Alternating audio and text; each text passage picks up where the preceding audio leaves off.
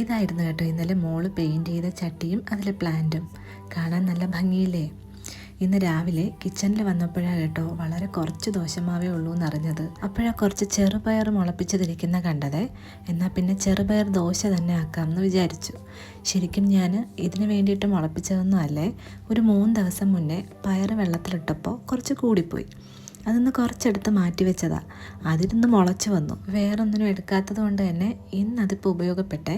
ദോശയ്ക്ക് മുളക് ചുട്ടരച്ച ചമ്മന്തിയായിരുന്നു കേട്ടോ ഉണ്ടാക്കിയത്. കുറച്ച് ലൂസായിപ്പോയി. ഉണ്ടാക്കി കഴിഞ്ഞപ്പോഴാണ് ഇത്രയും ലൂസാക്കണ്ടായിരുന്നു എന്ന് വിചാരിച്ച്. എന്തായാലും ഞാൻ ഈ ചമ്മന്തിയും കൂട്ടി കഴിച്ചു. മോൾക്ക് ചമ്മന്തി കൂട്ടി കഴിക്കുന്നതേ തീരെ ഇഷ്ടമല്ലാത്ത കാര്യമാണ്. അതുകൊണ്ട് തന്നെ ഞാൻ കുറച്ച് ചീസാണ് വെച്ച് കൊടുത്തത്. അതൊന്ന് കുറച്ച് ഞാനും കഴിച്ചു നോക്കിയേ. എനിക്കും ഈ ചീസ് വെച്ച് കഴിച്ചതാണ് കേട്ടോ കുറച്ചും കൂടി ഇഷ്ടപ്പെട്ടത്. അതുകൊണ്ട് തന്നെ ചമ്മന്തി കുറച്ചധികം ബാക്കി വന്നിട്ടുണ്ട്. ഞാൻ നേരെ ഫ്രിഡ്ജിലോട്ട് കയറ്റിയിട്ടുണ്ട്.